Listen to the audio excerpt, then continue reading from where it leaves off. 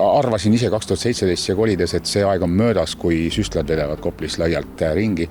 Paraku viimase aasta jooksul on need tagasi tulnud, et siinsamas maja ees siis maal nimetatakse selliseid asju lehmakookideks, aga siin maja otsa juures täiesti avalikus kohas, kõnnitee ääres, üks päev avastasin, eks ole, inimkoogi.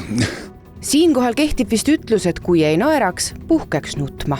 Viimased 1,5 aastat on Põhja-Tallinna elanikud elanud pideva terrori all. Terroriseerijateks ei keegi muu kui kohalikud Tuulemaa sotsiaalmaja elanikud. Pea 2 aastat tagasi paigutas linn sinna kokku suurel hulgal sõltuvusprobleemidega inimesi, kes kergendavad end valimatult igal pool, lällavad ümber maja päeval ja öösel, nii et paljud naabermaja elanikud magavad juba aasta aega kõrvatroppidega ning mis vast kõige hullem, laste kooliteel liigub igapäevaselt hulgaliselt meelemürkide all kodanikke. Kuigi alko- ja narkouimas seltskond on siin probleem aastaringselt, siis paratamatult muutub see probleem suuremaks alati siis, kui ilmad muutuvad ilusaks. Kuuldavasti sellesama bussi omanik kolib igal aastal siis suveks bussi elama, sellepärast ta ei viitsi tuppa 3. korrusele kõndida, aga siin bussis elamisega kaasnevad alati meeletud peod ja me oleme tänaseks jõudnud sinnani, kus kohalikud ja eriti lapsed ei julge enam üksinda õhtuti õues käia. Kui minna siit Maleva trammipeatuse poole, siis jällegi teise lapse koolitee. Iga päev peaks seda nägema. Laps ei taha käia ühistranspordiga seetõttu. Naabrid on mulle seda rääkinud ja need lapsed ei ole võib-olla isegi nii väiksed, isegi teismelised. Hea meelega ei käi siin ringi. Et koolist koju tulles sõprade juurest, et helistavad oma vanematele, et kuule, tule vastu, et ma ei julge tulla koju. Lahtvee sõnul on mitmed lastega pered sotsiaalmaja elanike tõttu tänaseks juba ka ära kolinud. Politsei jaoks on Tuulemaa 6 aadress samuti hästi teada. No Tuulemaa sotsiaalmaja pakub piisavalt väljakutseid, et ainuüksi see aasta on juba politseile laekunud üle 60 väljakutse.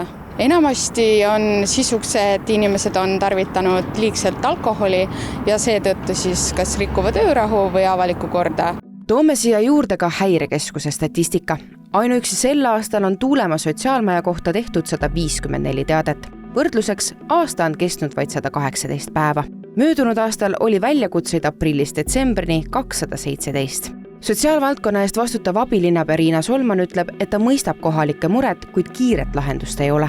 Solmani sõnul on üritatud pummeldamist vähendada isiklike tegevusplaanidega, kuid suures osas neile vaid vilistatakse. Meil ei ole sellist rikkust ega maksumaksja raha, et igale igapäevane kasvataja määrata ja siis öösel ka veel öövalve peale panna, et me maksaks ennast siis täiesti ogaraks. Me oleme otsustanud rea tegevusi, mida me nüüd teeme, et me hajutame, võtame kuni aasta lõpuni sealt 50 suuremat korrarikkujat ära. Vajadusel peatame ka nende teenuse, nii et nad langevad sotsiaalmõjutusüksuse pinnalt ära. Sama lubadus kõlas vähemalt aasta aega tagasi. Midagi ei muutunud, et otsitakse uus majutusvõimalust, kuhugi mujale ehitada, teha, aga see võtab aega. Täpselt sama asja räägiti umbes aasta aega tagasi. Aga mina isiklikult küll ei taha ka seda, et see sama suur üksus nüüd ehitatakse uus maja kuhugi teise kohta. See on ju probleemi nihutamine. Lahtvee sõnul tuleks keskenduda sellele, et tegemist on abi vajavate inimestega, kes vajavad ravi. Solman lubab, et ta tegeleb lahenduse otsimisega, seni suurendatakse asukate üle järelevalvet.